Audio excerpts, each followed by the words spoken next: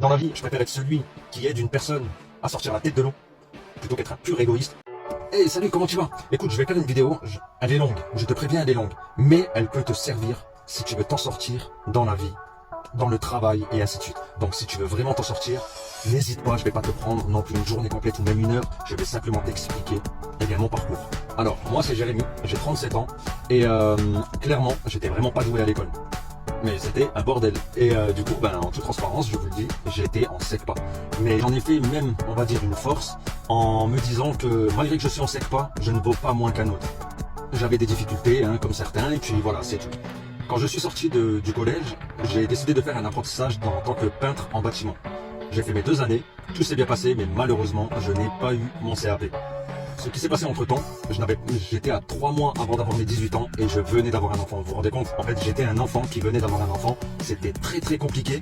Alors à ce moment-là, j'ai lâché totalement le bâtiment du fait que j'étais pas diplômé et je me suis dit je vais pas trouver d'emploi.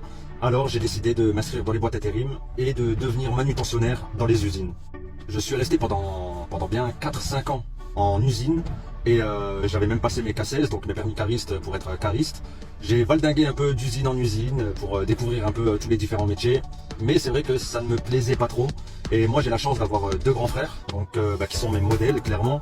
Eux travaillent dans le bâtiment depuis toujours, c'était des anciens carreleurs et ensuite ils sont devenus couvreurs, zingueurs, charpentiers. Ils me disaient tout le temps, Jérémy, il y a que dans le bâtiment qu'il y a énormément de travail et on va pas se mentir qu'il y a de l'argent à se faire. Mais pour moi c'était mitigé parce que je ne pouvais pas me permettre de quitter mon emploi à l'usine parce que justement j'avais un enfant et les temps étaient durs, je gagnais vraiment pas grand chose, vous connaissez un peu le principe. Moins tu as et plus tu as à perdre en fait. Et j'ai la chance d'avoir une femme qui me booste et qui me lève par le haut, on va dire.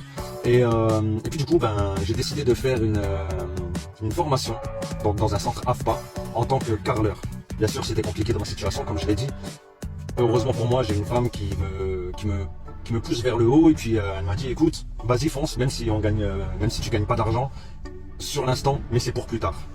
Alors tout simplement je me suis inscrit à l'AFPA, j'ai passé mes 6 mois de formation et c'est avéré que j'étais plus doué que ce que je pensais et je suis ressorti de là avec un CAP, avec mon titre, j'étais tellement fier et puis c'était parti, j'étais lâché dans le grand bain. J'ai enchaîné des petits chantiers par petits chantiers et au bout de 2 mois en fait, parce qu'en 2010 je suis sorti de la formation et seulement 2 mois après je me suis dit des fois c'est les choses les plus improbables qui marchent. Alors tant pis, je ne connais que les bases, c'est vrai que j'étais pas rodé niveau chantier sur le tas, mais je me suis dit tant pis, je vais créer mon auto-entreprise en juillet 2010 et que j'appellerai Carrelage, Art et Déco et puis voilà, j'aurai plus le choix, il va falloir que je me mette à fond dedans. Donc petit chantier par petit chantier vient le fait où je commence enfin mes maisons complètes. Là j'en étais dingue. La nuit porte conseil, vraiment, le dicton là il n'existe pas pour rien. C'est je vivais carrelage, je mangeais carrelage, je dormais carrelage, c'était un vrai bordel. Je saoulais mon entourage, mais je voulais absolument réussir et j'ai jamais lâché malgré que c'était énormément dur parce que je devais faire sur des chantiers pour des gens des choses que je n'avais jamais fait de ma vie. Mais tout a été bien. Dieu merci, j'ai une bonne étoile autour de moi et bien sûr, on crée sa chance. Si tu veux vraiment, tu peux. Alors suite à ça, en 2014, j'étais chez un client, donc je lui faisais du carrelage et j'ai découvert cette fameuse moquette de pierre. Et là, je suis tombé littéralement dingue de ce revêtement. Je me suis intéressé à mort à ça. J'ai contacté des entrepreneurs qui en faisaient dans toute la France, même au Luxembourg. Et clairement, on m'a rembarré comme de la merde. Vraiment, ils ne voulaient pas partager leur savoir-faire. Et puis moi, j'avais trop la dalle. Donc du coup, je l'ai saoulé aussi. Un très bon ami à la famille, à moi, m'a dit que sa sœur justement avait fait faire ce revêtement-là. Et clairement, il m'a passé les coordonnées d'un fournisseur. J'ai été au culot, j'ai contacté ce fournisseur 1 fois, 2 fois, 3 fois. À chaque fois, il me disait non, désolé, non, désolé. Je ne l'ai pas lâché jusqu'au moment où il a craqué. Et il m'a dit bon, écoute, j'ai un chantier à tel et tel endroit. J'ai sillonné toute la France. Il m'a dit si tu veux vraiment apprendre, tu viens, tu apprends et après, tu te lances. Le pire, c'est qu'il pensait pas que j'allais le faire. Il pensait pas que j'allais le faire. Et puis, au final, je dis ok, feu, c'est bon, je suis chaud, j'y vais. J'ai pris un hôtel dans ces environs et le lendemain, je suis parti, je crois, il était sur les coups de 2 h du matin. Le lendemain matin, je me suis pointé devant son dépôt et il pensait pas que j'allais venir. C'était fait, j'étais là. Donc à ce moment-là, tout simplement, on a fait son chantier à 2. J'ai bien regardé, le sens de l'observation est très très important.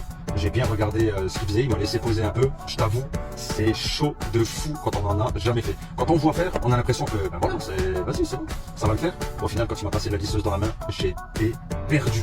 J'étais choqué en fait de la manière dont il fallait le faire et j'arrivais pas. 2 jours après, je décide de rentrer à la maison avec un tout petit peu de matériel, de matos. Et bien je commence à m'entraîner à la maison sur des anciens échantillons de carrelage, après sur des chutes de carrelage, sur des carreaux, sur des planches. Et puis à ce moment-là, la chance que j'ai eue, mon frère me dit, écoute, je paye le matériel, tu viens, tu prends ton temps, tu le fais dans mon garage et ça t'entraînera. Le délire, c'est que, bon, c'était ma chance, mais le délire qu'il y a, c'est que je me souviens, j'ai fait son chantier en fait en 5 jours, alors qu'aujourd'hui, je le ferai en une matinée. C'est un truc de fou. Et puis voilà, puis ça m'a boosté, hein, clairement. On m'a donné ma chance et tout, et ça m'a carrément boosté. Ensuite, eh bien, tout simplement, j'ai partagé ça sur les réseaux où je pouvais. J'essayais d'avoir autant de clients que je pouvais. Et puis, ben, c'était parti. C'était bon. Chantier après chantier, il y a eu le bouche à oreille, il y a eu les réseaux sociaux qui ont bien fonctionné. Et à l'heure d'aujourd'hui, eh bien, je peux me vanter d'être même intervenu chez Setgecko. J'ai vu du beau monde, chez qui j'ai été faire des devis et ainsi de suite. Des gens dont je me tairai les noms. J'ai eu carrément des messages, des encouragements de certaines célébrités dont malheureusement non plus je ne peux pas donner les noms. Ils m'ont demandé que ça soit confidentiel et que peut-être qu'un jour ils feraient appel à mes services. J'ai eu des belles dédicaces de Kenji Girac, de Imenes, Ice MC, Fico TV. Franchement c'était magnifique. J'ai même eu des messages de Mino, Alonso, des membres de Très Organisés, de Sattler Artificiel et Laura Luciano, des membres de l'AFF, de Marco Mouli. Non, vraiment, ça a été incroyable. Des messages de Houssine de Star Academy.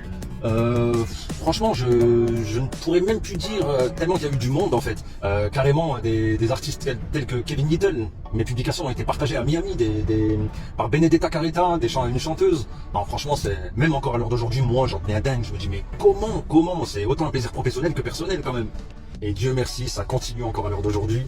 Et je pense que j'ai pas fini de découvrir des choses, de découvrir du beau monde. J'ai toujours été très très bien reçu par mes clients. Franchement, c'est une expérience que je souhaite à tout le monde. Donc toi, si t'es vraiment hésitant dans la vie, si t'es en train de traverser une mauvaise période ou quoi, n'écoute pas les rondis. Si t'as une idée, fonce, tout simplement fonce. Tu verras, ça paye, il faut pas se décourager, il faut foncer. Si t'as peur de l'échec, tu ne feras jamais rien. Tu sais, certains millionnaires, milliardaires à l'heure d'aujourd'hui, ils le sont grâce à leur activité, mais ils ont eu combien d'activités avant celle qui a pété? J'espère un jour atteindre ce niveau où, bon, pas milliardaire et tout, mais ce niveau où je me dis, tu vois, j'ai créé beaucoup de choses, je suis tombé, mais je me suis relevé. Alors n'hésite pas, fais-le, tout travail paye dans la vie. Et si tu gagnes confiance en toi, logiquement, ça marchera. En fait, tout ça pour dire que, tu vois, je viens peut-être d'un endroit qui est, je vais te le dire vraiment pas favorisé, même par l'État. Hein, je viens d'un quartier où on est souvent délaissé. Je ne viens pas du tout d'une famille d'entrepreneurs.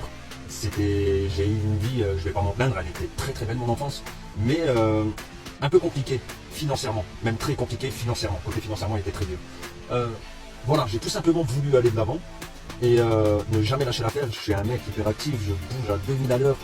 Bizarrement, quand j'atteins un certain but, eh bien, j'en ai encore 5 qui m'attendent.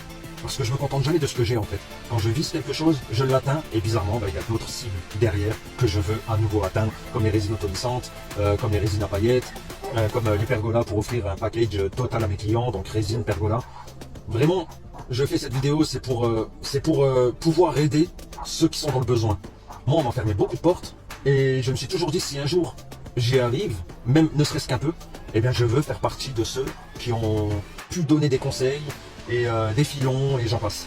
Certaines personnes me suivent sur YouTube, LinkedIn, Instagram, Facebook, TikTok. Voilà, ma chaîne YouTube commence à être pas mal vue et j'en suis content parce que j'ai fait des tutos justement pour aider ceux qui veulent se démerder tout seuls et puis et à qui malheureusement on ferme la porte. Et à l'heure d'aujourd'hui, je reçois des coups de téléphone des 4 coins de la France, de la Suisse, du Luxembourg, des Belges qui m'ont appelé pour me demander comment ils pouvaient entreprendre des choses, comment faire pour réussir leur chantier. J'en suis énormément fier et j'ai pu les aider. Peut-être que certains en témoigneront en commentaire. Mais j'ai pu les aider, j'ai jamais en fait rembarré quelqu'un. Et voilà. Et c'est peut-être d'ailleurs ce qui a pu agacer certaines personnes, parce que je fais des tutos, j'explique comment faire. Quand on m'appelle, eh bien clairement je réponds à leurs questions. Mais dans la vie, je préfère être celui qui aide une personne à sortir la tête de l'eau, plutôt qu'être un pur égoïste qui croit qu'il va taper tous les chantiers du monde. Jamais personne ne fera ça. Voilà. Donc j'espère que cette vidéo t'a plu et puis surtout qu'elle t'a donné du courage. Je te dis à bientôt, prends soin de toi et bye bye.